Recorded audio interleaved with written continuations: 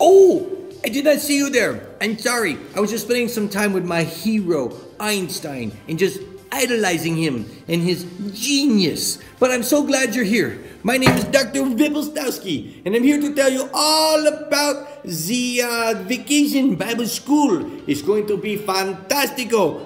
What was that? What are you doing? Oh, I am talking to the volunteers about the Vacation Bible School. No, that's my job. What? You were not here, so I was doing it for you. Come on. Let me do it. Okay, I will talk to you later.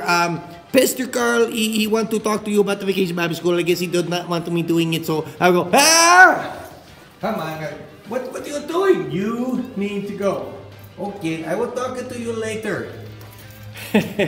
Anyway, hey, thank you for watching this video. If you already went to our meeting on Sunday, it's a great refresher. I encourage you to watch. And if you weren't there, then I'm especially doing this video for you because we're going to have a great week. We're going to have a lot of fun. We're going to dress up. We're going to do characters. And it's going to be a great time. And so what I want to do in this video is kind of walk you through what you can expect, how things are going to go. Some things will be done a little differently than perhaps they've been done in the past. And so I just want to make sure you are in the know and you kind of know how everything's going to go. Okay? First of all, though, I've got to thank you. I just want to say thank you for being willing to give your time, your energy, your love, to just pour into our kids this week. We could not do Vacation Bible School without your help. So thank you so much for being a part of this great week. And I want you to really take your job seriously. We're going to have fun, we're going to have serious fun, but take it to heart. Because this is not just an opportunity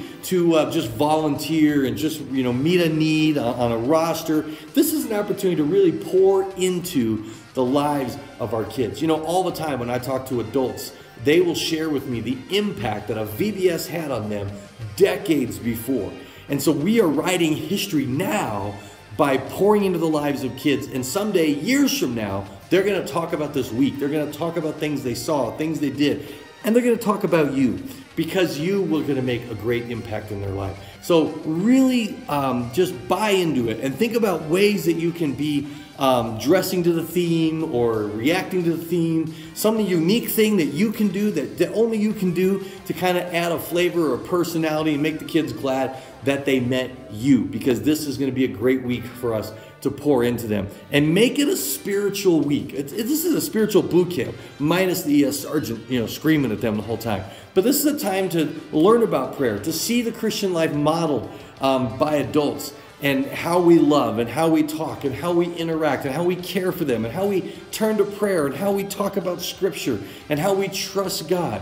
And so it's really a great opportunity for us to live out before them for hours a day what we get to teach them briefly on Sundays or Wednesday nights, okay? Well, let me go over a brief overview of what the week's going to look like. All right, you're going to see one of these that's a download attached to this email and made available to you. The theme is basic elements, because there's some basic things that are part of the Christian life. So Monday's going to be about believe. We're going to share the gospel. Kids are going to get saved. And it's all going to be about what does it mean to believe in God and the fact that He is believable and He is awesome. And then Tuesday's going to be ask. And that's a day about prayer.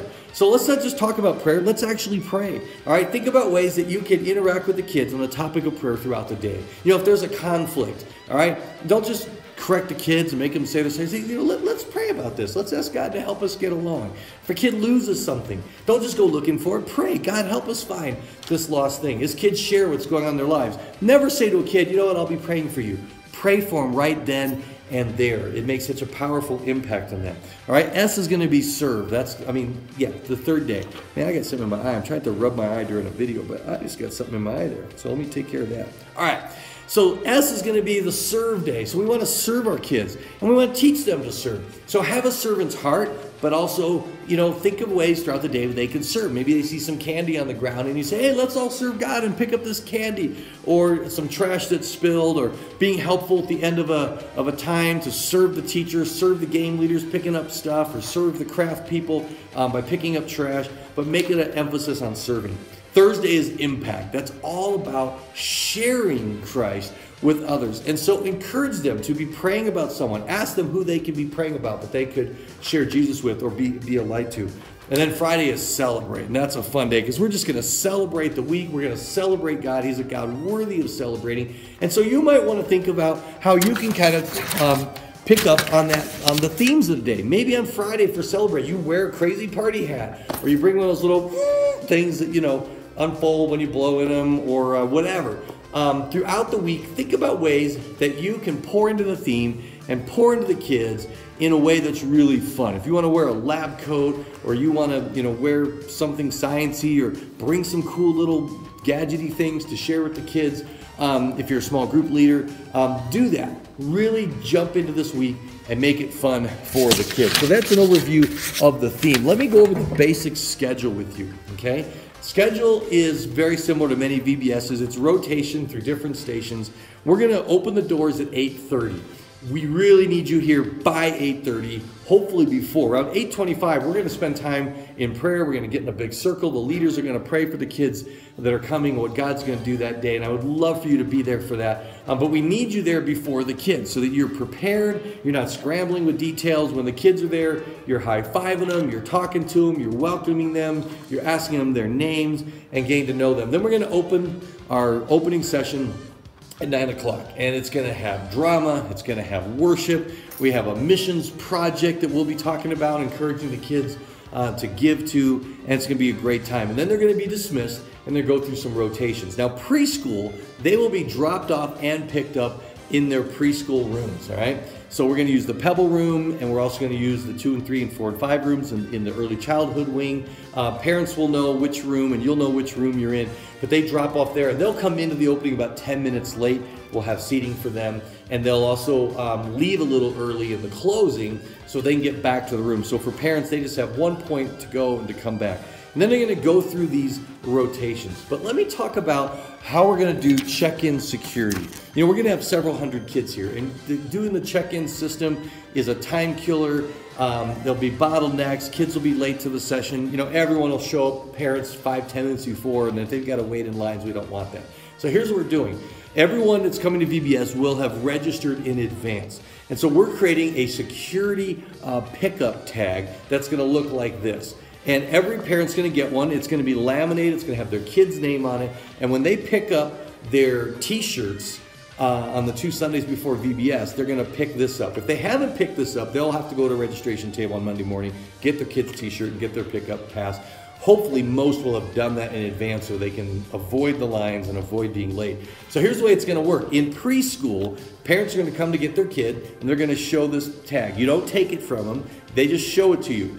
This authorizes them to pick up the child who's named on there. What this means is if a mom can't come and she's sending a friend, or she's sending, you know, a parent or someone else, they can say, here, you can go get my kid with this. So this is high security. They don't want to lose that. In preschool, they're also going to sign their kids in and sign their kids out because at that age, the kids can't speak or relate or communicate things. So if somebody asks, you know, who picked this kid up or where they picked up, we want to have that written record. With the elementary, oops, I just dropped it. With the elementary, the parents can come in. They're going to go straight to the sanctuary. They're going to find their kid's small group. They're going to be signs. They're all color-coded, the t-shirts by the age. They'll go right up to the leader. You'll also have a clipboard if you're a small group leader, and you don't have to have the parents sign, but you do circle their name, and then let them keep their pass, the one I dropped on the floor, and then they're free to go. And as they go out the door, someone at the door is going to know because they'll be able to show their tag, but you are the security, not the people at the door. The small group leaders have it. And the reason you're going to circle their name is so you know they've been picked up. They should be right there with you, sitting in the row. But if someone comes up and says, hey, did Luke get picked up? You want to be able to look at the tag, go, oh yeah, Luke already got picked up. And if it was me, I'd say, okay, then Sarah, my wife, must have picked him up already.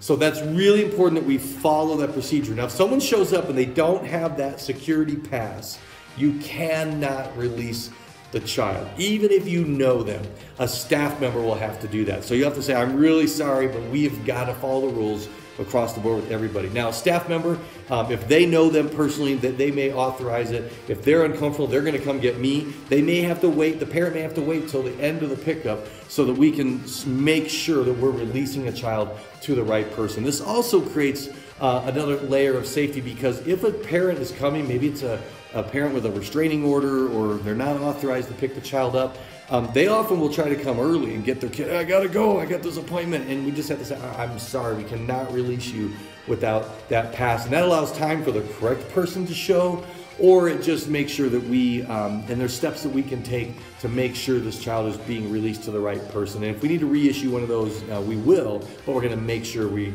reissue that to the right person. So security is very important, so please, sign them out and sign them in preschool, circle their name on your clipboard when they're checked out, but do not release anyone without that security pass. It's really important. So then we're gonna go through a rotation.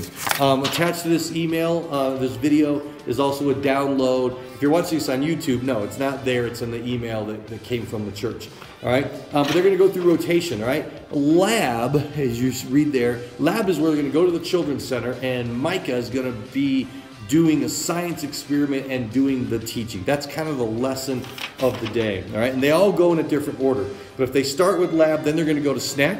Snack is right across from the welcome desk, and it's the 5th and 6th grade room that's now a preschool overflow room. That's gonna be a snack room. There'll be places outside the door there in a limited area that's roped off that they can enjoy their snack and have some relational time. Use the snack time. Leaders should not just be like letting kids get their snack and then just leaning against the wall or checking their email. You need to be engaged with the kids. This is relational, social, spiritual investment time. This is where you sit down with the kids, you talk to them, ask them about their family and ask them about their parents and their pets and what grade they're going into, and really be relational and make that snack time important. After snack time, they're gonna rotate down to crafts. Most of the crafts are all the way downstairs in the youth group student center.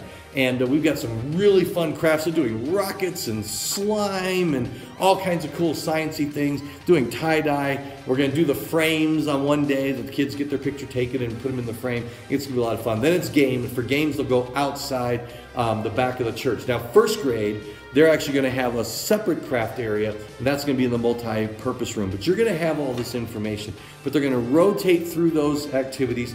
5th and 6th grade are gonna join the 4th grade for their lab time, and then they go outside. They've got a whole hour for snacks and games all combined because they're big, they're cool, and they wanna have a little more flexibility and freedom. Then they're gonna go in for craft time and then come to the closing, and the closing is gonna be fantastic. Preschool, very similar schedule. They meet downstairs in early childhood, then they'll go upstairs. Most of their rooms are upstairs, and they'll rotate around through there. All gonna be coordinated with colors. In fact, the preschoolers even have some little symbols of beakers and a molecule and 2 others, so that if you do see a kid that wandered hopefully not too far from their group, immediately from their tag you're gonna be able to see, oh, you're with that group or you're with that group. So it's gonna be a lot of fun, and it's gonna be fantastic. Now, if you're a small group leader, very soon you will be getting the list of the kids who are in your group. If you're a parent watching this, you'll find out what group your kids are in when you pick up your t-shirt and your security pass. We are trying to, honor people's requests to be with a friend or whatever. Can't accommodate all of those requests because it's just frankly impossible. But we do our best. And so you'll find out what group your kids are in, and it's gonna be fantastic, all right? So let me see what else I got here on my list. Yes, to get there early. We introduced our team leaders. I'm not gonna do a video because they're not here. But we've got great leaders in all of our areas. We've got a mission project.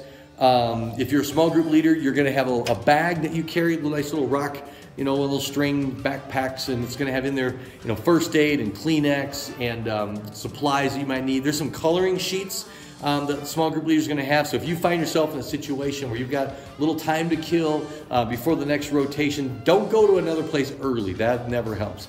So you'll have some coloring sheets. They're really fun. They come from the curriculum, and you can pass out some crayons and coloring sheets and fill some time with that, and that would be fantastic. One thing we don't want to do this year is be just throwing out candy and handing out candy. It wires the kids up. A lot of volunteers have complained about that. But we are going to have some candy in your bags, but we want you to save that for the end of the day. Kids love candy, and I love giving candy to kids because it's just a tangible expression of God's love. Literally, I believe that. But doing it too much and doing it at the wrong times, it can be counter-effective to what we're trying to accomplish. So